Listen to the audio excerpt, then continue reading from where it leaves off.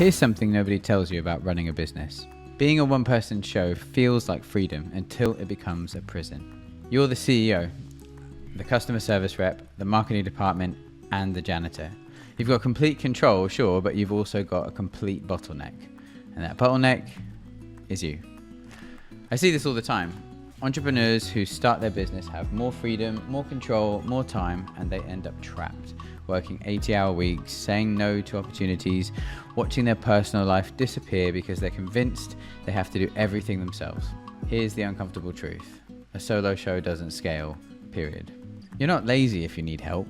You're not broken if you can't do it all. You've just hit a ceiling that every single successful founder hits eventually. The question isn't whether you need to bring people in, it's when and how to do it without destroying your business in the process.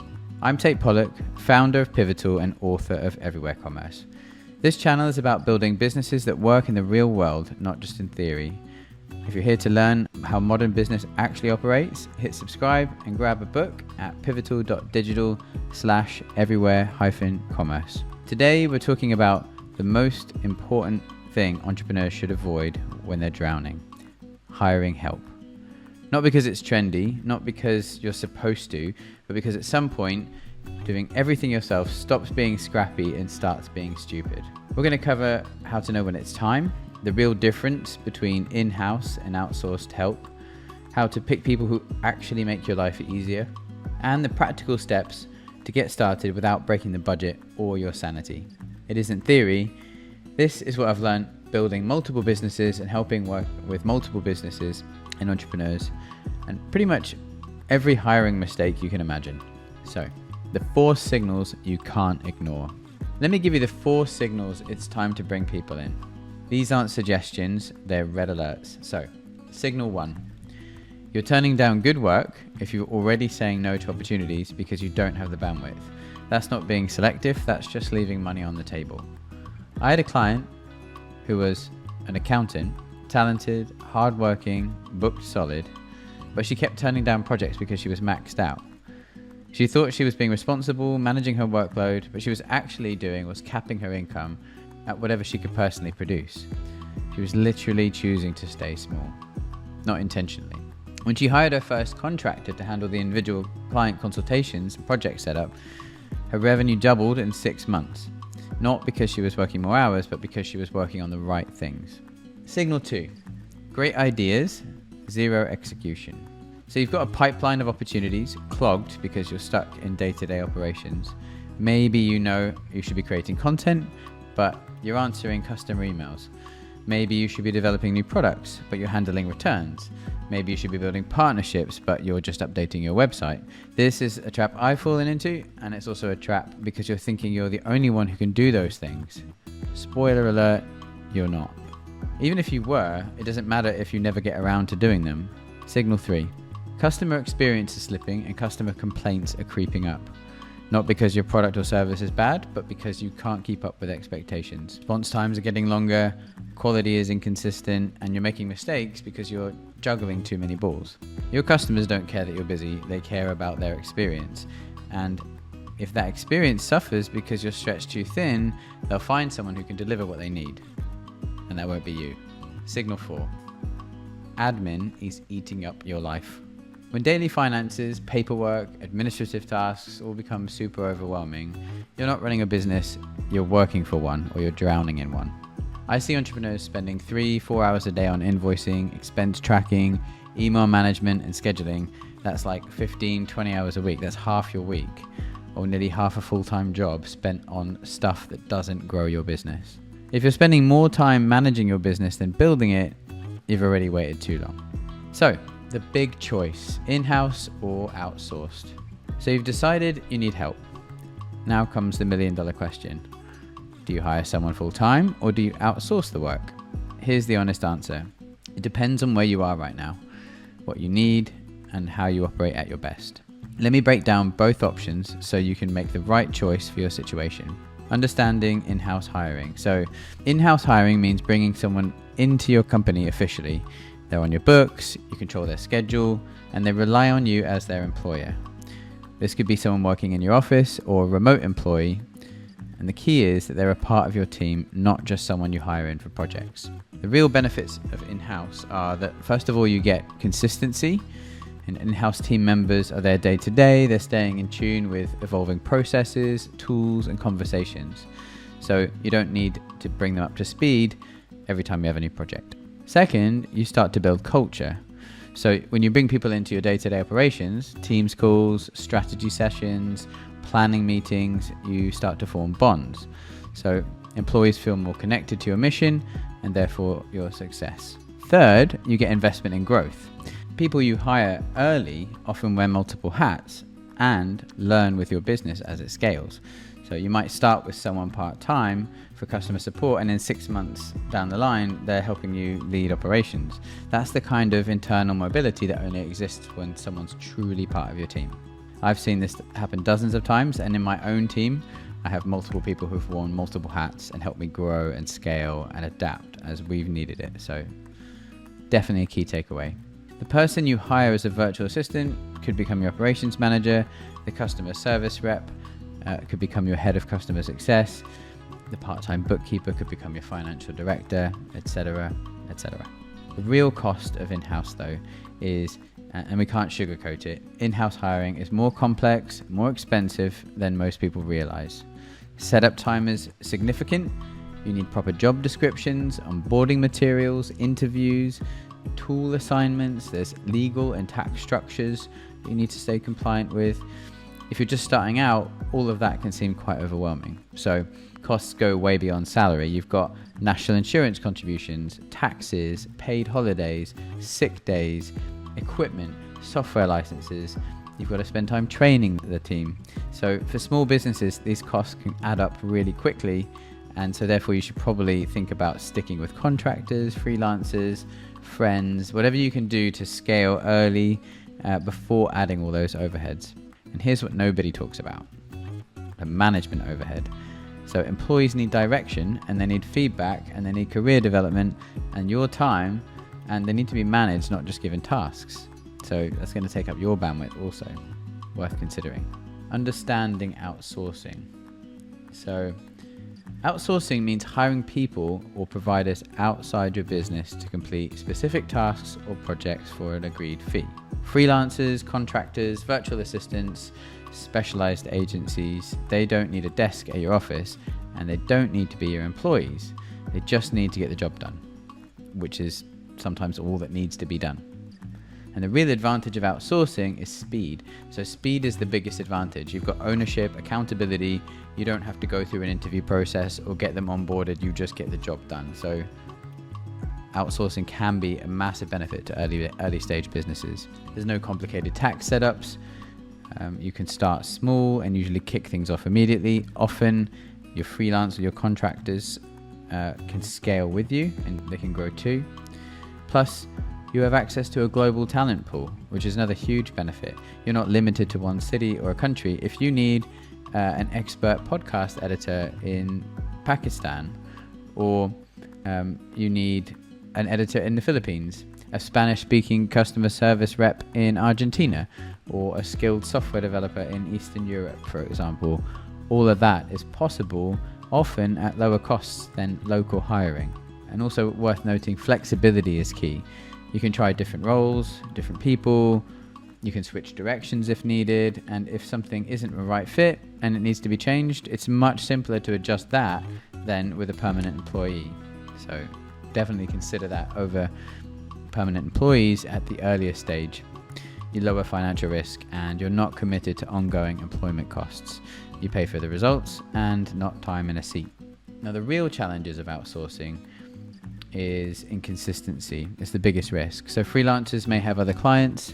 Even great freelancers might go dark, miss details, or roll off projects without warning. There's less buy-in to your long-term success. They're solving your immediate problem, but not helping you to build the business that you want to build in the future necessarily. They might not think as strategically as you might want them to about your goals or what you want to achieve. And there's a communication overhead. So managing someone part-time from a different time zone requires patience and extremely clear communication, sometimes very simplified communication, which can be harder to do than complex communication. You still need to guide them, and no one can read your mind. So freelancers might understand the technical work, but they won't understand the business context right away and the reasons why you're doing what you're doing. So how to pick the right people, that's the next bit. Whether you're hiring in-house or outsourcing, the fundamental principle is the same. Attitude beats perfection every single time. Skills can be taught, and attitude is permanent. What actually matters, you want people to figure things out. When they hit a roadblock, they don't just stop and wait for you to solve it. They research. They ask smart questions. They propose solutions. You want people to take pride in the work they're doing, and not necessarily perfectionists who never ship anything, but people who care about the quality and take ownership over those results. Most importantly, you want people who make your life easier and not harder. If working with someone creates more stress, more confusion, and more work for you, they're not the right person regardless of their skills. So here are some red flags to watch out for. Over-promising without evidence. So for example, don't worry, I got this. That means nothing if they can't show you how they'll actually do it. So that's vague communication. You need clear communication at all times. If they can't explain their process clearly, they probably don't have one, and they're probably muddling through it just like you might have done right at the beginning. And you can't afford to pay for that on a contract. So good people ask questions because they want to get it right. And green flags to look out for, well, like I said, clarifying questions. So can I show you my approach to this and make sure we're aligned? Or, is this the right way to do it? Or is that the right way to do it? That's someone who cares about getting it right. Proactive communication. They should update you without being asked. You shouldn't have to chase for it. If you're paying for them, they will want you to get good results. And if they're not proactively communicating with you, you need to dead that and go find someone who will. They'll flag potential issues before they become problems, which is super important. And look for evidence of systems. So they should be able to show you how they work and not just what they've done. So the interview process for non-recruiters, this is how you do it. So you don't need to be a professional recruiter to make a good hiring decision. Here are the questions I ask in every initial conversation, or some examples of those questions. So, what kind of work do you enjoy most? This tells you about their natural interests and energy and where they're going to put more of that energy into. What types of clients are not a great fit for you? So this reveals a self-awareness and helps you assess compatibility. So if they openly admit certain clients aren't a good fit for them, that's a mature thing for them to do. And if they deny and think and say to you all clients are a good fit for them, then that's a red flag and you want to watch out for that. So having a self-awareness is a great way to prove that they're a good asset and will be good at communicating going forward. So this helps understand their communication style. And do you ask them if they prefer to receive feedback or direction. So that will tell you whether or not they need two-way communication or just kind of step-by-step communication. When you're stuck, what's your usual process? That's a good question to ask. And this shows how they might solve problems. Ask them what they do when they get stuck, and then check that they do that when you hire them as well. Do they stick to the way they describe themselves? And that shows that kind of self-awareness again. And more importantly, are they listening to what your business actually needs? And are they selling you hard with vague promises, or are they open to you saying no? And what is your gut telling you? So then you want to give them a starter task. So before you commit to anyone, especially contractors, give them a small paid test project. This isn't about getting free work. It's about seeing if they actually operate and their willingness to come to you and to work hard to try and prove themselves to you. It sounds maybe a bit one way, but actually you need that kind of leader-follower relationship with them to know that they're going to follow you when you try and lead them. So what you want to look for is, do they hit deadlines without you having to remind them? This shows basic professionalism and time management. Do they ask smart questions when something's unclear? Do they show you they're thinking about the work and not just completing tasks? Does their work meet a basic standard of quality and a consistent standard of quality? It should show that they're taking pride in their output. Do they communicate proactively? So this shows they understand you're not just buying their time, but you're buying peace of mind as well. And how might you structure that test? So keep the project small, 1 to 3 hours work maximum, and so it's not taking the P. Pay them fairly for their time, but make it a small test project. So don't commit to something too big, even if they really want you to. Pay them for their time, but make it small. Make it representative of the actual work they'll be doing. Don't just test their graphic design skills if you need them for customer service, for example. Give them clear success criteria. So what does good look like? What would make you want to hire them for more work? Set a realistic deadline too. Not rushed, but not open-ended. And then finally, making the decision. So if they pass the test, great, you found someone who can deliver. If they don't pass, but you like their attitude and communication, consider giving them feedback and another small test. If they don't pass and the experience was frustrating, then just keep looking, move on. And it doesn't actually get easier with bigger projects, it just stays the same. This process is essential though, that you go through it. So, onboarding that actually works. Every new team member, whether in-house or external, needs 4 things clearly defined from day one. So what success looks like. This isn't a job description, it's specific outcomes and standards. So instead of handle customer emails, try respond to all emails from customers within 2 hours during business hours, resolve 80% of issues without escalation, and maintain a friendly but professional tone. So that's really specific, and that being specific also describes what success looks like. If they do that, they've done a good job. Try and post content according to the content calendar. So engage with comments within 4 hours.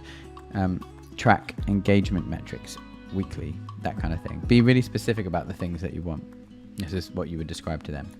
And then you want to be specific about quality standards. So timelines with measurable outcomes. So where information and assets live. You want to create a simple resource document or documents. Where are the passwords? Where are the brand guidelines? Where are the templates? Where is the process documented? This doesn't need to be a massive operations manual. It can be a simple shared document or a folder structure, but the goal is that they find what they need without having to ask you every time. And also, you want to define who they report to. So it might seem obvious, but often it's unclear. So who do they ask questions when they have them? And who approves their work? Is it you? Is it someone in your team? Who gives them feedback? If it's just you, that's fine, but you need to make it explicit. You need to be really clear. If you have other team members, be clear about the hierarchy and the communication flow. So if they need to speak to someone in your team before it escalates to you, just be really clear about that too. So how and when they'll get feedback, you need to be clear on that. Don't just wait for problems to give feedback. Set up regular check-ins, weekly ideally or regularly, especially in the first few weeks and at the beginning of working with a new contractor.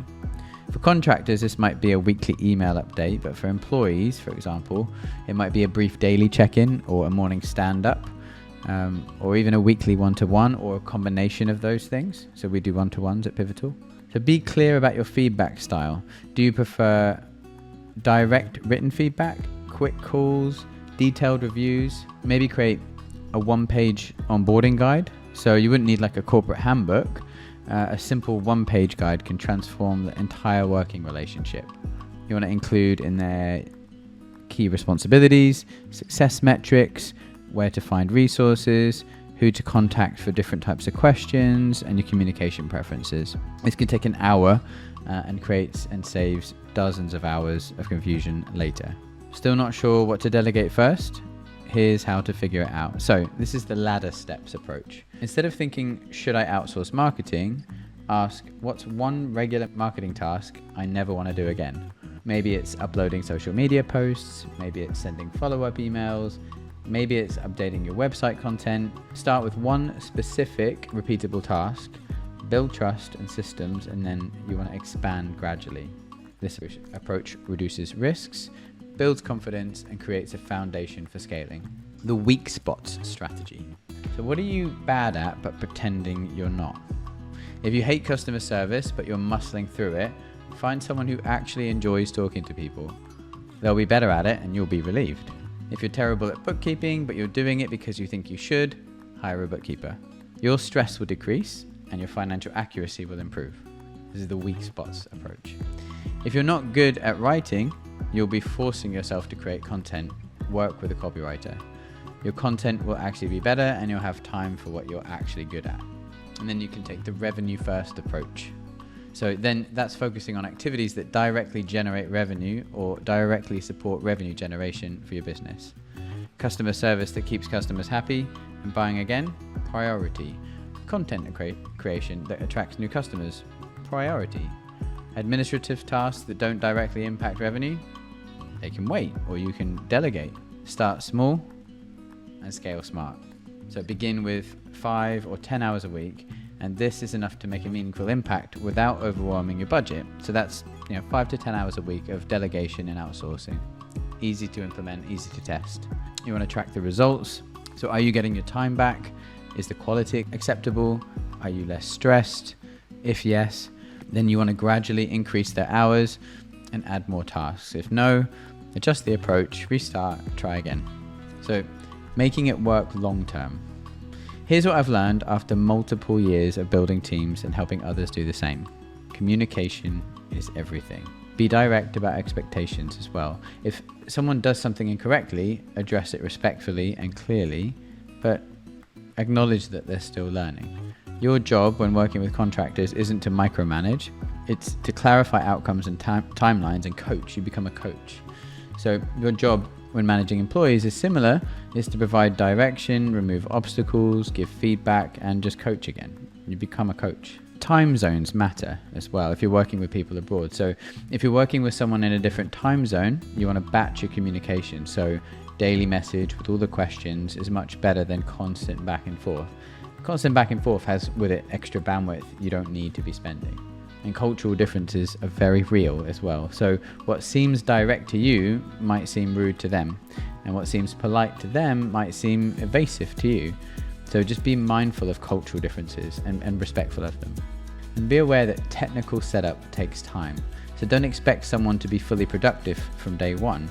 You want to give them time to learn your systems and just be aware of how they work. And just another thing to take note of is the best teams aren't necessarily the biggest. So they're not the most expensive, they're the longest tenured. They're not the flashiest, they're the ones where everyone's pointed in the same direction. Those are the best teams.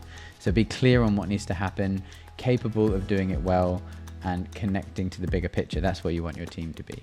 So whether you go in-house, you outsource, or mix both approaches, success comes down to clarity and communication. So remember, you didn't start your business to become its biggest bottleneck. At some point, growing means letting other people help you succeed. The question isn't whether you need help, it's whether you're ready to stop being the reason your business can't scale. So you want to start small, test carefully, communicate clearly, scale gradually, and your future self will thank you for making this decision sooner rather than later. If this helped you think differently about hiring and scaling, hit that like button and subscribe if you haven't already. We're covering the real mechanics of building businesses that actually work. And if you're serious about building something that doesn't require you to work every single hour, grab the full playbook at pivotal.digital/everywhere-commerce. Next week, we're diving into streaming your business operations, how to cut through the chaos and simplify your systems, and stop being the reason why your business stalls. It's one of the most critical chapters in Everywhere Commerce, and chapter 2, and it's the natural step after you've got the right people in place and your team in place. So we'll cover how to document your processes, eliminate bottlenecks, and create systems that run without your constant attention. See you then.